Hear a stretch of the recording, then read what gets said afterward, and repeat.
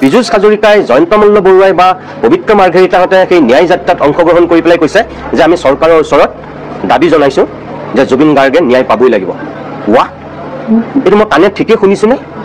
মই নিজকে সুধি চাইছোঁ যেতিয়া মই তেওঁলোকৰ মুখত এনেধৰণৰ বাক্য দেখিছোঁ। এইটো কি বাক্য কৈছে তেওঁলোকে? চৰকাৰ কোনে চলাইছে? চৰকাৰ কাৰ? আৰু কাৰ ওচৰত তেওঁলোকে ন্যায় বিচাৰি চৰকাৰৰ ওচৰত সেই দাবী উত্থাপন কৰিছে? এইটোত আৰু সঁচা কথা ক'বলৈ গ'লে মানে বহুৱালিৰো এটা সীমা থকা উচিত, মই তেনেকৈ ক'ম। আৰু বাৰম্বাৰ এইটো কথা আমি কৈ আহিছোঁ যে জুবিনক লৈ কোনো ৰাজনীতি কৰিব নালাগে।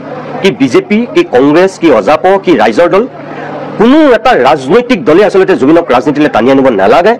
আৰু যিসকলে জুবিনক ৰাজনৈতিক বৈতৰণি পাৰ হোৱাৰ আহিলা বুলি ভাবি লৈছে বা আহিলা কৰিব বিচাৰিছে, তেওঁলোকে মনত ৰখা উচিত কিন্তু যে জুবিনৰ আত্মাই তেওঁলোকক নিস্তাৰ নিদিব। যিজন মানুহে ৰাজনীতিৰ পৰা সদায় নিজক নিলগত ৰাখিছিল, পলিটিক্স নকৰিবা বন্ধু বুলি কৈছিল, সেই মানুহজনক লৈ পেলাই যিসকলে জঘন্য ৰাজনীতি কৰিব বিচাৰিছে, সেই মানুহক জুবিনৰ আত্মাই কেতিয়াও ৰেহাই নিদিয়ে। এইটো আপোনালোকে জানি ল'ব।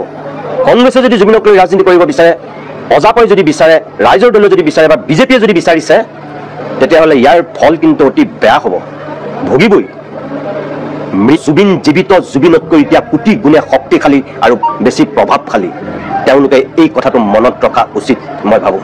SIT আমাক তদন্ত উচিত ন্যায় নিদিয়ে, তেতিয়াহ'লেতো মই ভাবোঁ যে অসমৰ মানুহে ইতিমধ্যে যি ন্যায় দিব লাগে, যিটো জাষ্টিছ জুবিনক দিব লাগে, সেইটো দিবৰ কাৰণে অসমৰ মানুহ সাজু, আৰু সেইটোৱে হ'ব।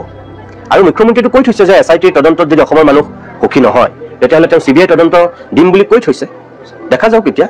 কিন্তু এইটো ঠিক যে যিমানে পলম কৰি গৈ থাকিব, সিমানে কিন্তু ন্যায়টো অলপ সুদূৰ পৰাহত হ'ব। সেইটোৱে দুৰ্ভাগ্যজনক।